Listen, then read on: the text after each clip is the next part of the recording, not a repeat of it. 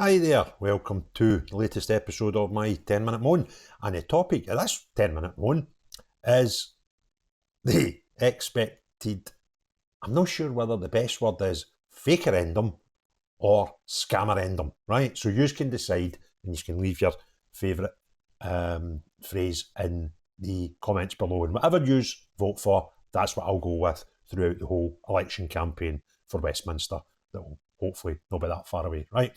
So if you want to support the channel, you can become a member or you can subscribe free of charge or just hit the thumbs up button when you see a video. That'd be a great help. Anyway, the topic is, remember Nicola Sturgeon told us she was going to have a de facto referendum come the next Westminster election.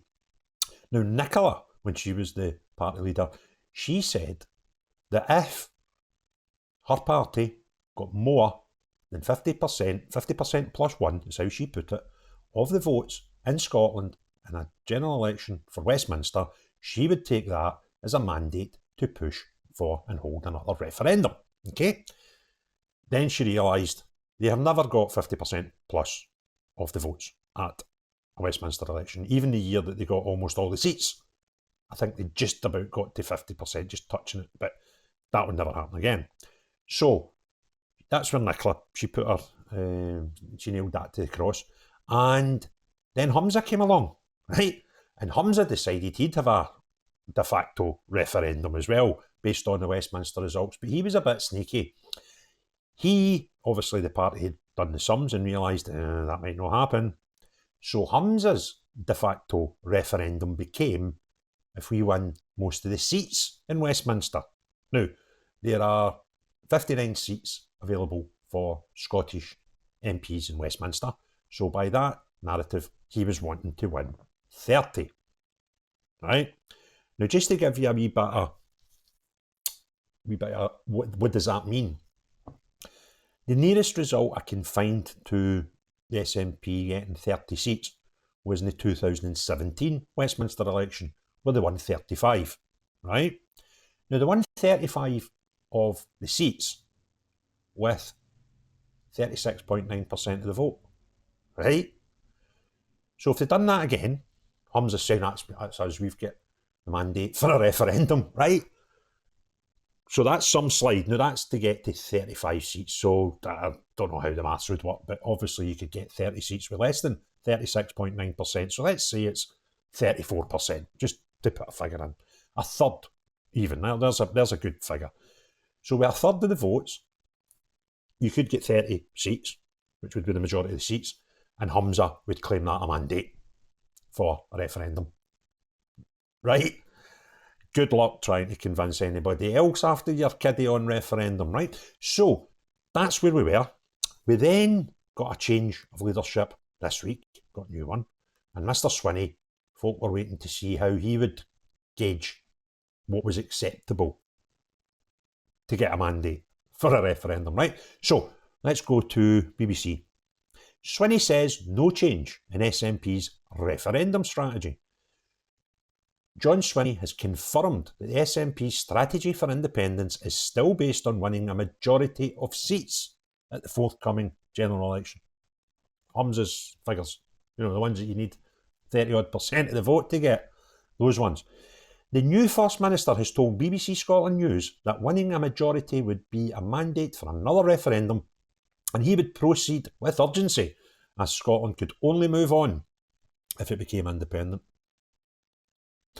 That sort of contradicts what we've been saying for the last 2 days, where he's been saying, we should make Scotland better just now, right? No, we can only move on if we become independent, right?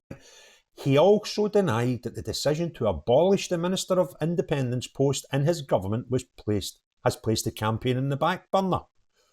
Well, you would kind of need to say that, mate, or what would be the point of your party, right?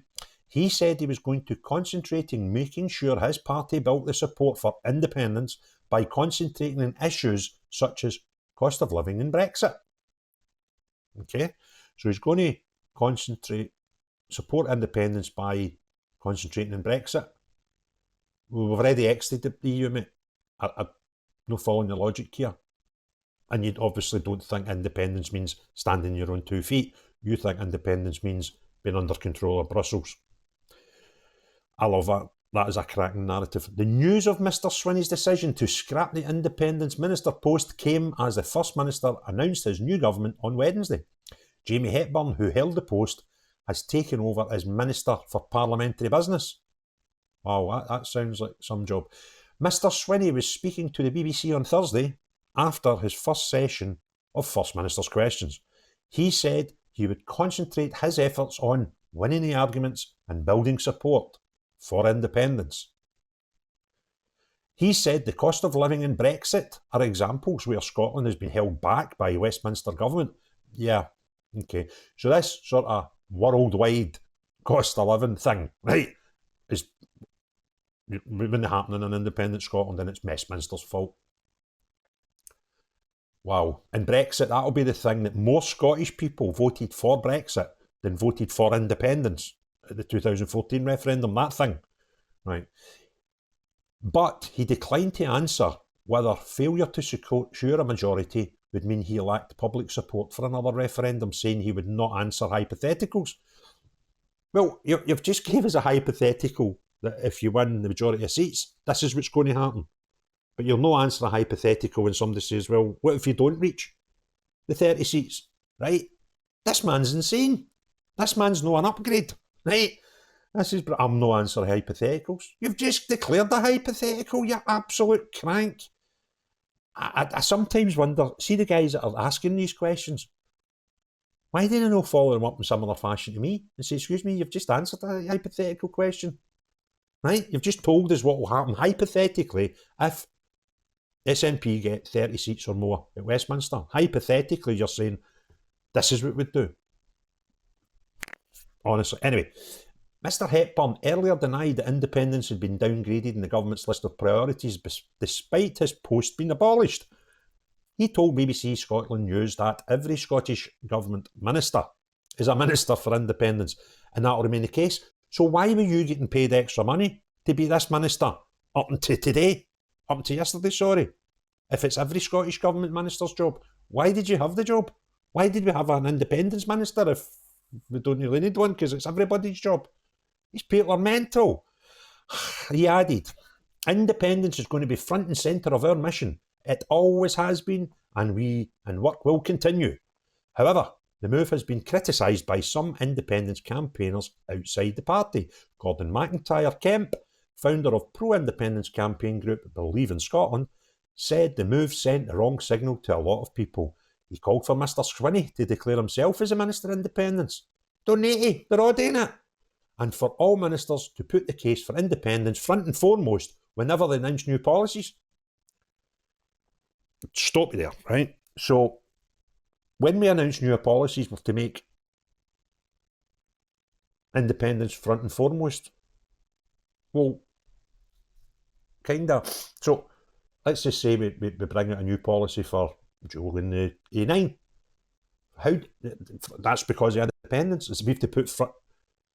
These people are mental. How do you possibly expect people to do that? Do you know what I mean? But I suppose that's what SNP have been doing for 17 years, putting independence front and foremost. Right, anyway, where did we get to? Mr McIntyre Kemp said such a move would get grassroots independent supporters working in harmony with the SNP. Well, that'll be until you realise that half of the independent supporters are up in arms because they've got the audacity to have this Forbes that some of them are describing as right wing as the deputy. So I can't see just talking about independence a wee bit more is going to bring you in harmony, because half of your activists have lost the plot. I'm not even got McCormack, the guy that stood against him, he came up and said something about it was right not to involve the civil service in any way. I don't even know where that conversation came from. A central part of Mr Hepburn's role was overseeing the publication of government's Building a New Scotland papers, first launched by Nicola Sturgeon in June 2022, to make the case for independence. The latest of the papers on the justice system in an independent Scotland was published on the 25th of April, the same day Mr Yousaf's power-sharing deal with Scottish Government collapsed. The Cabinet Secretary for Constitution, Angus Robertson, will retain oversight of the issue. The Scottish Government said it would involve publishing further papers on the Building a New Scotland series. See, these are cracking because you ask them things like, what's going to happen with pensions? What's going to happen to the currency? We'll look after that when we get it, or we'll get a new government at that point and they'll decide about these things. Well, what are these papers about then? How can you say in some things, this is what Scotland's going to be, it's going to be brilliant, it's going to be like, like gold paths and all that. But then you ask them a difficult question, go, we'll worry about that when we get there. But they've spent fortunes on all these papers. Where did we get to? Mr. Swinney declined to answer whether he would open up discussions with any future Labour government on the Gender Recognition Reform Bill. The Conservative government blocked the Scottish Parliament bill from becoming law in 2023. The First Minister said he would wait and see what the political landscape was like. What he means by that is, I'll see if I need the Greens, right? Because if I need the Greens and the Tories lose power in Westminster, I'll go straight down to that Westminster and get this Labour mob to look at the Gender Recognition Reform Bill again, right? But if we don't need, that's what he means by the political landscape. And if we don't need the Greens, then bugger that, because it's losing us too many votes, right? These people are mental. So here endeth the lesson. So what this tells us is, right, see when it gets to Westminster, folks, we need to slaughter the SNP at the polls, at the polling booth, right? We need to get them under the 30, and then where do they go? Even if they get 30, what does it mean? Who's agreed to having a referendum if the SNP party get to 30 seats? Nobody. The SNP have decided that.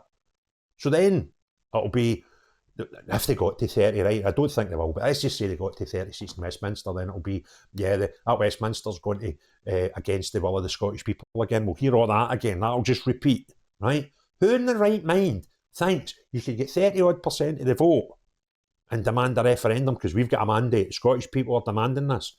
No. 30%, and that would get you 30 seats. So, Scottish people, see, the Scottish people don't like SNP. Our job, when the Westminster election comes up, is to slaughter them, right? Make sure they get nowhere near 30, and then just go, what are you doing now? That's it. They won't even answer what will happen if they don't get 30%. They don't want to answer, because it'll just be something else. Do you know what I mean? It'll be, right, give us a wee minute to think about it, what can we make it next? See if the sun only comes out once each day in the whole summer, that's a mandate for a referendum, right? It'll be just something mental like that, right? Because they went from 50% of the vote to 30% of the seats to if anybody votes for us, that'll give us a mandate. You're mental, right? Just stop the noise, okay? Stop the noise. Some good Scottish people that can't be bothered with this nonsense anymore, you need to consider tactically voting, come the Westminster elections and get them papped. And also, knowing well that you could also help bankrupt them. Because if they don't get the seats they want down at Westminster, they don't get the short money, they don't get their members of Parliament levy that's hundreds of thousands of pounds a year to them, right? And they'll still need to spend a fortune on campaigning. They don't have the money, we can bankrupt them and stop this nonsense. Because they're cranks, absolute cranks, okay? Listen, babbled enough. If you liked the video, hit a thumbs up. If you want to see more, hit the subscribe and the wee bell for notifications. Most importantly of all, unless you're John Swinney and his cabinet, any of the cranks that believe in this nonsense, everybody else have a great day. Cheery bye now.